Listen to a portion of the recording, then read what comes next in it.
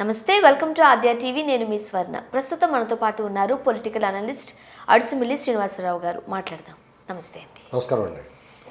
శ్రీనివాస్ గారు, మనం ఏపీలో పరిస్థితి చూస్తున్నట్లయితే ఇటు బీజేపీ కావచ్చు, లేకపోతే తెలుగుదేశం పార్టీ కావచ్చు, జనసేన కావచ్చు, ఈ మూడు పార్టీలు ఒంటరి పోరాటానికి ప్రస్తుతానికి సిద్ధంగా లేనట్లుగా కనిపిస్తుంది. ఖచ్చితంగా పొత్తులతోనే ముందుకెళ్లాల్సిన పరిస్థితి కనిపిస్తుంది. అవునంటారా, కాదంటారా? నా వ్యక్తిగత అభిప్రాయం అయితే పొత్తులు అవసరం లేదండి. పొత్తులు ఎవరికి అవసరమో అనేటువంటి వాళ్ళు గుండె మీద చేసుకుని ఆలోచించుకోవాలి. వైసీపీకి బీజేపీతో పొత్తు ఉంది అంటే రొంకు ఉంది. పొత్తు కదా, రొంకు ఎవరని చెప్తున్నారు వాళ్ళిద్దరిని. బీజేపీ వైసీపీకి రొంకు నడుస్తుంది ఒక 5-6 ఏళ్ళ నుంచి. అది కంటిన్యూ అవుద్ది. ఆ మోజు వేరేగా ఉంటుంది. అక్రమ సంబంధంలో ఉన్న మోజు డిఫరెంట్గా ఉంటుంది అన్నమాట. సక్రమ సంబంధం బీజేపీకి జనసేనతో ఉంది, వివేకట్గా ఉంది. నచ్చట్లేదు వాళ్ళిద్దరికి.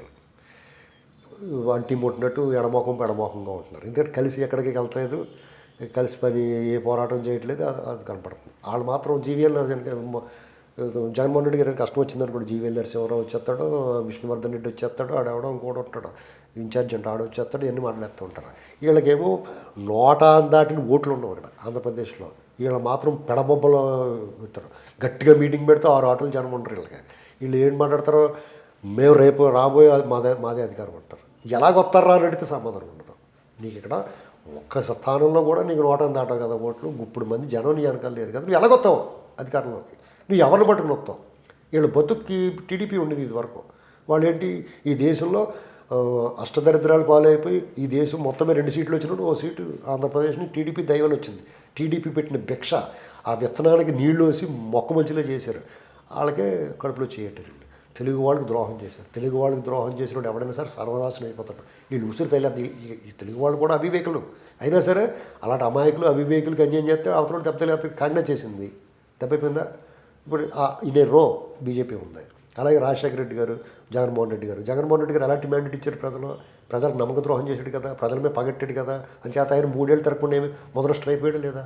రేపో మాపు సర్దేసుకుంటాడని చెప్పేసి ఆ పార్టీ వాళ్ళని దూకేస్తారని చూస్తున్నారు కదా. అలాంటి పరిస్థితి రాకూడదు కదా ఆయనకి. అంత మ్యాండేట్ వచ్చినప్పుడు దీన్ని బట్టి మీకు ఏమర్థం అవుతుంది?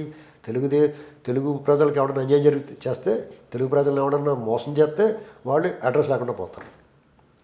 కాబట్టి ఇక్కడ తెలుగు ప్రజల ఆలోచన ఆ వైపు నుంచి ఆలోచించాలి. పొత్తులు పెట్టుకోవాల్సిన వాళ్ళు. అది గమనించాడు కాబట్టి పవన్ కళ్యాణ్ గారు ఏమన్నాడంటే, నిర్మించేవాడు కావాలా, కూల్చేవాడు కావాలా? నిర్మించేవాడు ఎవడో చంద్రబాబు అనేటువంటి ప్రూవెన్. కూల్చేవాడు అనేటువంటి ఎదురుగుండా కనపడుతున్నాడు దయ్యిలాగానే. రావడం ప్రజావేత్తం కూల్చాడు. ఎక్కడ పడతాడు, ఇల్లు కూల్చేస్తున్నారు, ఏం పడతాయి కూల్చేస్తున్నారు. అప్పుడు మీకు మంచి బేస్ వాయిస్లో ఏం చెప్పాడు పవన్ కళ్యాణ్ గారు? చూసుకుంటారా బాబు మీరు, మీకు ఎవడు కావాలి? నిర్మించేవాడు కావాలా, కూల్చేవాడు కావాలి? ఇంకో మాట ఏం చెప్పాడు ఆయన? ప్రభుత్వ వ్యతిరేక ఓటు చేయలేమని అన్నాడు. ఖచ్చితంగా ఆ వైపు అతను ప్రయాణం చేస్తున్నాడు. ఆయన ఒక సంకేతం పంపించాడు. అలాగే చంద్రబాబు గారిని ఎవరో కార్యకర్త అడిగితే, మన వన్ సైడ్లో కాదు కలిసి పని చేయాలనుకున్నాను. వాళ్ళిద్దరూ కలిసి పని చేయొచ్చు.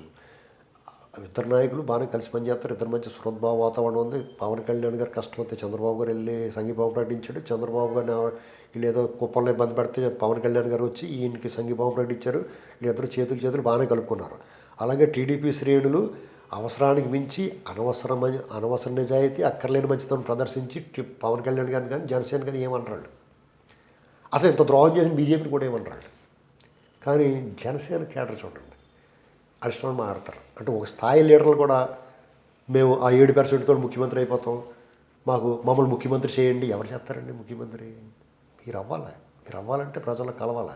కుల పార్టీ కింద ముద్రేసుకోకూడదు, అందరి వాడిగా పేరు పొందాలి. ఇలాంటివన్నీ చేయటం మానేసాడు. టీడీపీ వాళ్ళ మీద ఎడుతూ ఉంటారు, టీడీపీని విమర్శిస్తూ ఉంటారు, జగన్మోహన్ రెడ్డి వదిలేసి. దీనివల్ల ఎప్పుడో డిస్టర్బెన్స్ రావచ్చు. అయితే పొత్తులు లేకపోతే ఏం జరగచ్చు అంటే, గత ఎన్నికల ముందు టీడీపీ ప్రభుత్వంలో ఉంది, ప్రతిపక్షంలో ప్రధాన ప్రతిపక్షం వైసీపీ, అన్నీ విడిగా పోటీ చేశారు. ఓట్లు చీలిపోయినాయా? ప్రజలు ఒక ఛాన్స్ ఇద్దాం అనుకున్నారు, ఆడు ఎలాంటివాడైనా వేశారు, అవునా కదా. ఇప్పుడు ప్రజల ఆలోచన ఎలా ఉంటుందంటే, ఒక్క ఛాన్స్ ఇచ్చిన మాట నిజం, మనం చేసిన మంచి పని అనుకుంటే అతనికి వేస్తారన్నమాట. జగన్మోహన్ రెడ్డికి తప్పు చేస్తున్నారు బాబు, ఇలాంటి ప్రయోగం చేసి దోలు తీరిపోయింది, మనకు భవిష్యత్తు అంధకారం అయిపోయింది, ఇలాంటి పొరపాటు చేయకూడదు అనుకుంటే చంద్రబాబు వేసుకుంటారు. అంతేగాని వీళ్ళకి ఇచ్చారు మమ్మల్ని చూడండి ఇలాంటి ప్రయోగాలు ఎవడ చేయడండి. ఇంకా ఎందుకంటే బతుకు జీవితం సంకరైపోయిన తర్వాత బతుకు భవిష్యత్తు అంధకారం అయిపోయిన తర్వాత బతుకు భయం వచ్చేసిన తర్వాత ఇంటి నిండా పావులు దూరేసిన తర్వాత ఎవడో కూడా జాగ్రత్తగా కూర్చుని మేనమేషాలు లెక్కెట్టండి. కాబట్టి ఈసారికి పొత్తు పెట్టుకుంటే జనసేనకి మేలు, పొత్తు పెట్టుకోకపోతే చరిత్ర పునరావృతం అవుద్ది. ఆ పార్టీలో పోటీ చేసి వాళ్ళు మిగలరు. అది మనలాంటి వాళ్ళు చెప్పే వాళ్ళు కోపం వచ్చేది మా మీద. నిజంగా పోటీ యాస్పిరెంట్స్ ఉండి జనసేన తరఫున పోటీ చేయాలనుకున్న వాళ్ళందరికీ పొత్తుంటారా బాబు అని దేవుడికి మొక్కుంటున్నారు వాళ్ళు. ఎందుకంటే వాళ్ళు అసెంబ్లీలో అడుగు పెడతారు. అక్కడ ఏం జరగాలి రేపొద్దున్న జనసేన టీడీపీ కలిపి అధికార ప్రతిపక్షం వాళ్ళే అవ్వాలి. జయలలిత విజయకాంత్ లాగా వాళ్ళు మొత్తం క్లీన్ చేసేయాలి. వాళ్ళిద్దరు కలిసి పోటీ చేశారనుకోండి, వాళ్ళిద్దరు ప్రభావం జనసేన ప్రభావం గోదావరి జిల్లాలో ఉంటుంది. ఇద్దరు కలిసి పోటీ చేస్తే చేట సీప్రీచ్కు శుభ్రంగా తుడిసేసి పోగి గోడాదలు పోసేస్తారు, అలా పోసేసి సర్పేసి నీళ్ళలో తడికొట్టేస్తే ఇంకేముండదు కదా మురికి, అలా తుడిచేయాలి. అంటే సింగిల్ డిజిట్ కూడా పులివెందులు కూడా ఓడించేయాలి. జగన్మోహన్ రెడ్డి కూడా ఓడించిన రోజున శాబాష్ అంటారు. వీళ్ళు పొత్తు పెట్టుకుంటే అలాంటి దానికి ఉపయోగపడాలి తప్ప ఎందుకు వాళ్ళు బరువు వీళ్ళకి భుజాల మీద సింధుబాద్లో వాళ్ళ మీద ఎక్కించుకున్నట్టు వేస్ట్ కదా. ప్రజలు ఏం ఆలోచిస్తారో ఒక లైన్ గెలుతాడు అనుకున్నాడు అటువైపు మారిపోతారు అంతే. జగన్మోహన్ రెడ్డి ఒక ఛాన్స్ ఇద్దాం అనుకున్నారు. కొంతమంది బీజేపీ సానుభూతి పనులు కూడా మోడీ గారిని తిట్టాడని చంద్రబాబు గారు వాళ్ళు టీడీపీ వ్యతిరేకంగా ఉందని వాళ్ళు అతను చేశారు. ఇవాళ కొరడ దెబ్బలు తినలేక ఈ వృద్ధుకుండా పరిగెట్టుకొస్తున్నారు టీడీపీ వైపు. పైగా ఆంధ్రప్రదేశ్ గాయపడింది. ఆంధ్రప్రదేశ్ చాలా బాధలో ఉంది. వాళ్ళందరికీ సత్వర ఉపశమనం కావాలా, తక్షణ చికిత్స కావాలా. ఆ ఔషధం చంద్రబాబు నాయుడు గారు. ఆకలికి అన్నం, వేదనకు ఔషధం. ఆకలికి అన్నం అంటే ఎన్టీ రామారావు గారు టీడీపీ బేస్ ఏంటంటే ఆ రాజు 2 రూపాయల బియ్యం ఇవాళ అన్న క్యాంటీన్లు పెట్టి ఆకలి తీర్చారండి. చంద్రబాబు నాయుడు గారు ఆత్మవిశ్వాసం పెంచి ఉపాధి కల్పించి వాళ్ళందరికీ జీవితంలో స్థిరపడేలా చేశాడు. కాబట్టి ఈ చంద్రబాబు గారు చికిత్స చేయగలడు. ఇప్పుడు ఎలాంటి బాధ కలిగినా ఈ రాష్ట్రం ఎంత ఇబ్బంది పడినా దీన్ని లైన్లో పెట్టగలిగినట్టు ఒక నమ్మకం వాళ్ళందరికీ ఉంది. ఎప్పుడైనా సరే వాళ్ళు మొత్తం సర్వనాశనం అయిపోయి మనం దెబ్బ అయిపోయి అనుకున్నప్పుడు చంద్రబాబు గారు గుర్తుకొస్తాడు వాళ్ళకి. ఇప్పుడు ఖచ్చితంగా ఆయన గుర్తుకొచ్చాడు కాబట్టి ఆయన సభలకి ఎగబడి వచ్చేస్తున్నారు జనం. ఇప్పుడు ఆయన కావాలని కోరుకుంటున్నారు. దాన్ని ఉపయోగించుకుని జనసేన జాతక వాళ్ళతో పాటు దూరేయాలి. అంటే ప్రస్తుత పరిస్థితులు చూస్తున్నట్లయితే ఖచ్చితంగా ఇటు టీడీపీ ఇటు జనసేన కలిసి ముందుకు వెళ్ళే అవకాశాలు కనిపిస్తున్నాయి. కానీ జీవీఎల్ నరసింహారావు గారు ఏది ఏమైనా సరే మాతోనే జనసేన నడుస్తుంది, పొత్తు పెట్టుకుంటుంది అని వ్యాఖ్యలు చేస్తున్నారు. ఎలా చూడొచ్చు మరి ఈ వ్యాఖ్యలు? వాళ్ళకి ఏంటంటే జనసేన మాతోటి ఉంది అని చెప్పేసి టీడీపీని జనసేన తోగట్టుకుని వాళ్ళు దూరేద్దామని. కాబట్టి వాళ్ళు సిగ్గు లేదంటే వాళ్ళ సిగ్గు శివుడిపోయింది. వాళ్ళది శివుడిపోలేదనుకో అన్న తింటారు అన్నం, శివుడిపోయింది తినం కదా, జామ అయిపోద్ది. అలాగే అయిపోతుంది వాళ్ళ బతుకు. వాళ్ళకి ఎంత సిగ్గులేని బతుకు అని బట్టి వాళ్ళకి అర్థం అవ్వట్లేదు. మేము గెలిచేస్తాం, మేము రాజ్యం వచ్చేస్తాం, మా ప్రభుత్వం సిగ్గుంది వాళ్ళకి. అసలు ఇన్ని తిట్లు తిడుతున్నాను నేను, అయినా సరే ఎవడో వాళ్ళు సిగ్గుపడి మాట్లాడుతూ మాట్లాడలేదండి. ఇప్పుడు ఇంత బతుకి 56 అంగుళాల శాతం ఉన్న ప్రైమ్ మినిస్టర్ ఉన్నాడో వాళ్ళకి జనసేన కావాలి. వాళ్ళు ఒకళ్ళు పోటీ చేయలేరా?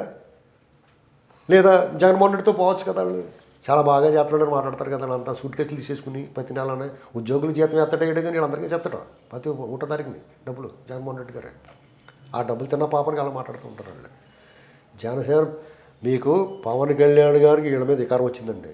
వైజాగ్లో ఇంత దుర్మార్గం అరాచకం చేస్తాయని కనీసం ఒకటి సంప్రదించలేదు. కేంద్రంలో అధికారంలో ఉన్న ప్రభుత్వంతో పొత్తులో ఉన్న పార్టీని అంతా వేధిస్తే, అంత అరాచకం చేస్తే, అంత దుర్మార్గం చేస్తే వాళ్ళ స్పందనేది ఎందుకు ఆయనతో ఉండాలి? పవన్ కళ్యాణ్ గారు ఎందుకు ఉండాలి చెప్పండి? వాళ్ళతోటి సిగ్గుంది వాళ్ళకి అడుగుతానికి.